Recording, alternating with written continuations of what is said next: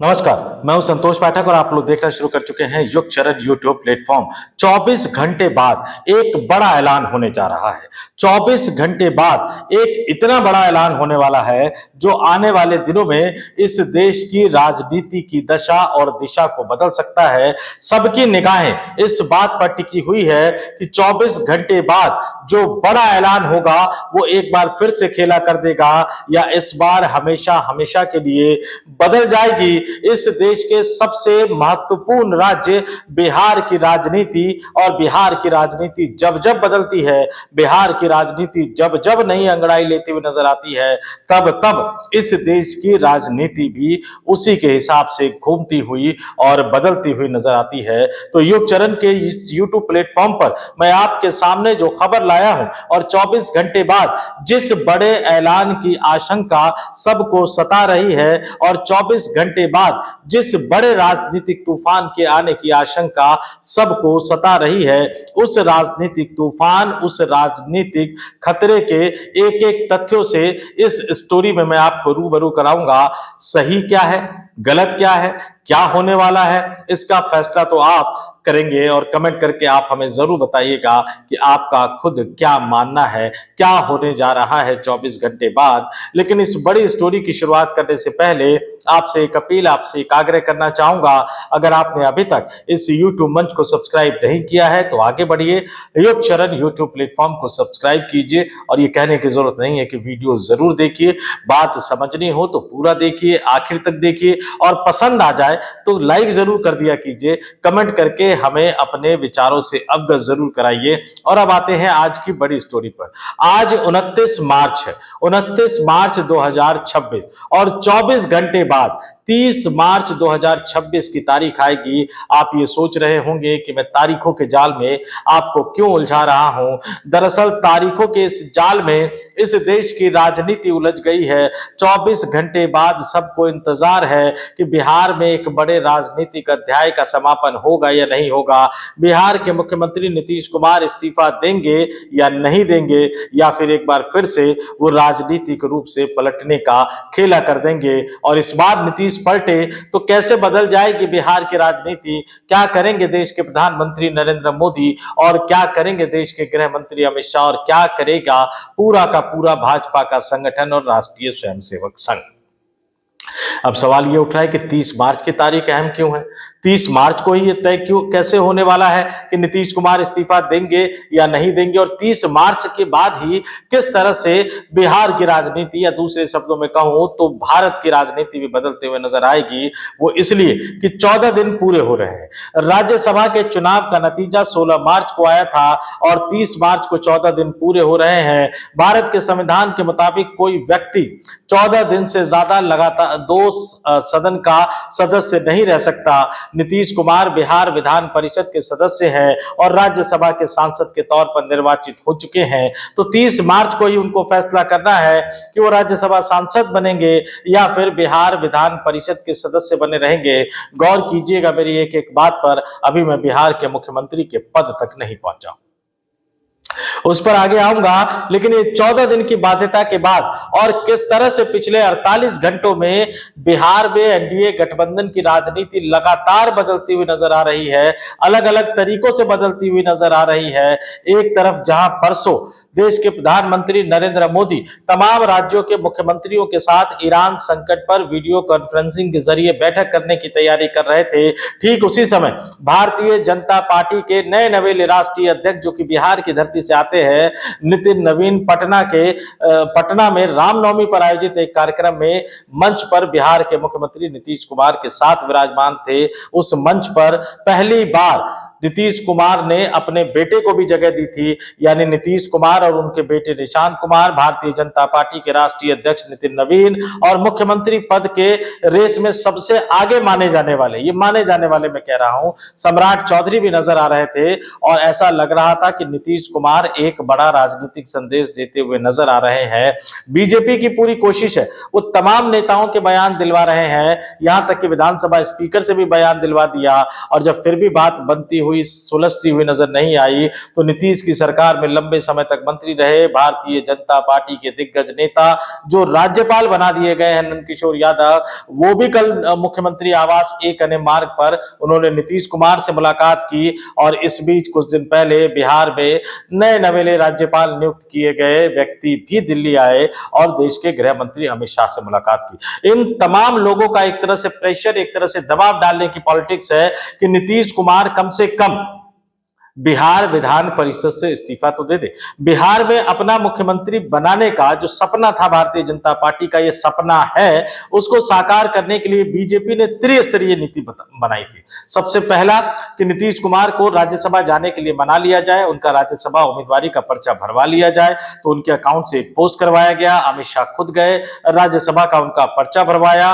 दूसरा जो इसका स्टेज है वो बिहार विधान परिषद से उनका इस्तीफा दिलवाना है। और तीसरा स्टेज जो है वो राज्यसभा का शपथ ग्रहण करवाना है। और इस बीच में दूसरे और तीसरे फेज के बीच में उन्हें मुख्यमंत्री पद से इस्तीफा देने के लिए भी मनाना है। तो 24 घंटे बाद यह तय होगा कि क्या नीतीश कुमार बिहार विधान परिषद की सदस्यता से इस्तीफा देकर मुख्यमंत्री का पद छोड़ने को तैयार है, क्या नीतीश कुमार पटना छोड़कर देश की राजधानी दिल्ली में आने को तैयार है राज्यसभा सांसद के तौर पर या नहीं। और इसके बाद फिर जो दूसरे तीसरे चरण का जो बीच का मैंने जो रणनीति बताया था उसकी शुरुआत होगी। लेकिन इससे पहले ही नीतीश कुमार ने एक जबरदस्त खेला कर दिया। जनता दल यूनाइटेड से बयानों की बाढ़ आ गई है। पटना की सड़कें पोस्टर बैनर से पट गए हैं। एक तरह से जनता दल यूनाइटेड के कार्यालय पर भी पोस्टर लगा दिया गया है और पटना में जो बिहार बीजेपी का कार्यालय है उससे महज कुछ 100 मीटर की दूरी पर भी पोस्टर लगा दिया गया है। सिर्फ पोस्टर ही लगाया गया होता तो गनीमत होती कि भैया अपने दल के कार्यकर्ताओं को समझाने बुझाने के लिए ऐसा किया जा रहा है। लेकिन उस पोस्टर में जो कंटेंट है कि नीतीश कुमार आप बिहार छोड़कर क्यों जा रहे हो, पहला आप ये समझिए कि दबाव की पॉलिटिक्स है। दूसरा कि अगर नीतीश जा रहे हैं तो उनके बेटे निशांत कुमार को मुख्यमंत्री बनाया जाए। और समृद्धि यात्रा में जिस तरह का माहौल नीतीश कुमार ने देखा भापा, उसके बाद बिहार की राजनीति को जानने समझने वाले ये कह रहे हैं कि नीतीश कुमार का मन एक बार फिर से डोल गया है और अब बीजेपी और नीतीश कुमार के बीच में शह मात का खेल शुरू हो गया है। नीतीश कुमार फिर से अपने पुराने अंदाज में एक मनोवैज्ञानिक प्रेशर भारतीय जनता पार्टी के आला नेताओं पर डालने की कोशिश कर रहे हैं। पोस्टर बैनर तो इसकी सिर्फ एक वानगी है, इसके साथ ही नेताओं के जरिए भी बयान दिलवाए जा रहे हैं। और नेता भी छोटे मोटे नहीं, आपके सामने मैं एक एक करके बता देता हूं जो बहुत करीबी है बिहार के मुख्यमंत्री नीतीश कुमार के, उनकी सरकार में मंत्री भी रह चुके हैं। जनता दल यूनाइटेड के प्रवक्ता नीरज कुमार वो क्या कह रहे हैं, जय निशांत तय निशांत, तीर निशान तय निशान। यानी वो भी एक संदेशा दे रहे हैं कि नीतीश मुख्यमंत्री बने रहेंगे और नीतीश अगर हटे तो फिर उनके बेटे निशांत कुमार को ही जनता दल यूनाइटेड के कोटे से मुख्यमंत्री बनाया जाए। यानी नीतीश मुख्यमंत्री बने रहे या फिर उनके बेटे निशांत कुमार मुख्यमंत्री बने। और नीतीश कुमार के करीबी नेता, बाहुबली नेता, कुछ दिन पहले जेल से बाहर आए थे राज्यसभा चुनाव में वोट डालने के लिए। उस समय भी उन्होंने बयान दिया था कि मैं 1 महीने में निकल जाऊंगा और वो उससे पहले ही निकल गए। और अब वो डंके की चोट पर कहते घूम रहे हैं कि नीतीश कुमार ही बिहार के मुख्यमंत्री बने रहने चाहिए। लेकिन अगर नीतीश नहीं बनेंगे, नीतीश अगर दिल्ली चले जाएंगे तो बेटे में बाप के कुछ तो गुण होंगे, पढ़े लिखे हैं, तो उनके बेटे निशांत कुमार को मुख्यमंत्री बनाना चाहिए। आप इनके बयानों को अलग तरह से खारिज करते हुए आप जरूर नजर आओगे। लेकिन नीतीश कुमार की सरकार में एक और कद्दावर मंत्री अशोक चौधरी भावुक होते हुए नजर आ रहे हैं। जनता दल यूनाइटेड के एमएलसी खालिद अनवर खुल के कह रहे हैं कि नीतीश कुमार बिहार छोड़कर नहीं जा रहे हैं, नीतीश कुमार अभी बिहार से बाहर नहीं जा रहे हैं और मुख्यमंत्री की कुर्सी खाली नहीं है। लेकिन सबसे बड़ा बयान जो है वो आनंद मोहन का और उनकी पत्नी लवली आनंद का आया, जो कि जनता दल यूनाइटेड से लोकसभा की सांसद है। बात पहले लवली आनंद की कर लेते हैं। जनता दल यूनाइटेड से लोकसभा की सांसद है, शिवहर लोकसभा से, और जनता दल यूनाइटेड के कोटे में उस सीट को लेने के लिए नीतीश कुमार इतना ज्यादा अड़ गए थे कि भारतीय जनता पार्टी को अपनी सिटिंग सांसद रमा देवी, जिनको आप लोकसभा की कार्रवाई का पिछली लोकसभा में कई बार संचालन करते हुए देखते होंगे, और जब आजम खान लोकसभा के सांसद थे तो बड़ी बहस भी हो गई थी उनसे, उनका टिकट काटना पड़ा ताकि जनता दल यूनाइटेड वहां से लवली आनंद को टिकट दे दे।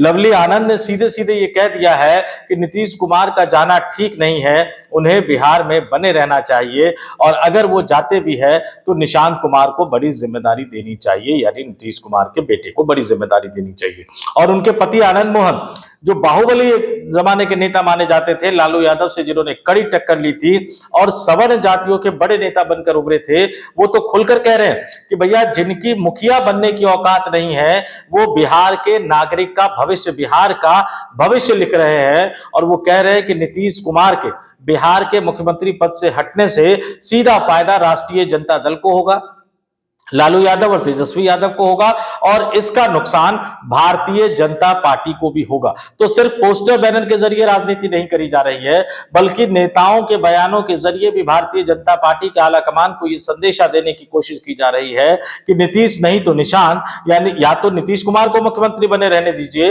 नहीं तो मुख्यमंत्री का पद जनता दल यूनाइटेड के कोटे में ही रहने दीजिए और उनके बेटे निशांत कुमार को मुख्यमंत्री बना दीजिए। और इस बीच निशांत कुमार की जिस तरह से पीआर किया जा रहा है, जिस तरह से उनकी ब्रांडिंग की जा रही है, जिस तरह से उनकी छवि बनाने की कोशिश की जा रही है, जिस तरह से उनको ट्रेनिंग दे रहे हैं जनता दल यूनाइटेड के 20 से ज्यादा नेता, जिस तरह से उन्हें बार बार नीतीश कुमार के भाषण के पुराने वीडियो दिखाए जा रहे हैं, उनको एक ट्रेंड नेता बनाने की कोशिश की जा रही है। तो सवाल यह भी उठ रहा है कि क्या निशांत कुमार उप मुख्यमंत्री बनाने के लिए ट्रेंड किए जा रहे हैं या मुख्यमंत्री बनाने के लिए ट्रेंड किए जा रहे हैं। और इस बीच निशांत कुमार का एक बयान आना कि जनता दल यूनाइटेड को बिहार के घर घर पहुंचना चाहिए, यानी बिहार की विधानसभा में 101 सीट पर लड़ने वाले पार्टी के नए नवेले नेता, क्योंकि कुछ दिन पहले ही वो पार्टी के सदस्य के रूप में ज्वाइन हुए, कल उनको राष्ट्रीय कार्यकारी अध्यक्ष संजय झा ने सक्रिय सदस्य एक तरह से बनाया।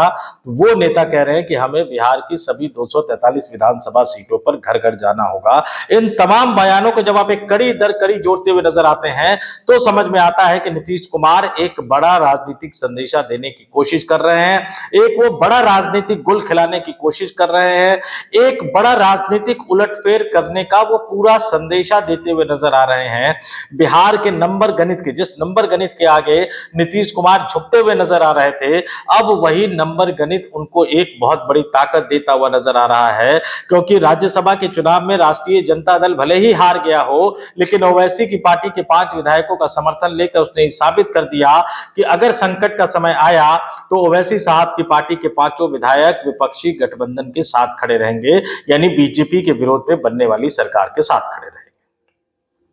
तो 85 सीट जनता दल यूनाइटेड नीतीश कुमार के पास है, 35 सीट इंडिया गठबंधन के पास है। ये 120 का आंकड़ा पहुंचता था, क्योंकि तब तक ये उम्मीद नहीं थी कि भाई ओवैसी साहब की पार्टी क्या करेगी, लेकिन अब ओवैसी साहब की पार्टी के 5 विधायक अगर आ जाते हैं तो ये आंकड़ा 125 तक पहुंचता है। और बिहार की राजनीति को जानने समझने वाले कहते हैं कि 122 तो पार कर लिया नीतीश कुमार ने, लेकिन अभी भी वो एक दबाव की राजनीति करने की कोशिश कर रहे हैं ताकि भारतीय जनता पार्टी उनको मुख्यमंत्री बने रहने दे। लेकिन जब भारतीय जनता पार्टी अड़ जाएगी तो फिर वो दूसरे विकल्प पर विचार करेंगे, जहां उनके पास 125 और उसमें मायावती की पार्टी का एक जोड़ लिया जाए तो 126 विधायकों का समर्थन है।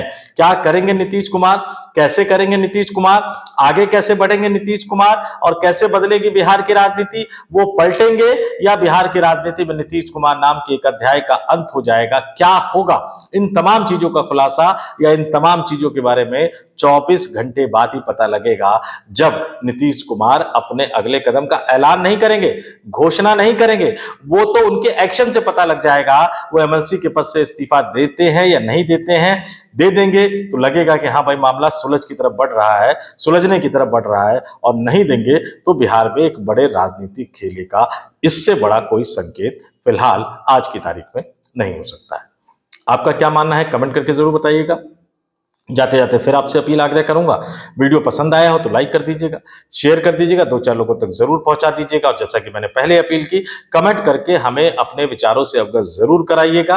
और सबसे जरूरी अपील, युग चरण यूट्यूब प्लेटफॉर्म को सब्सक्राइब करना मत भूलिएगा। बहुत बहुत धन्यवाद, आभार, नमस्कार।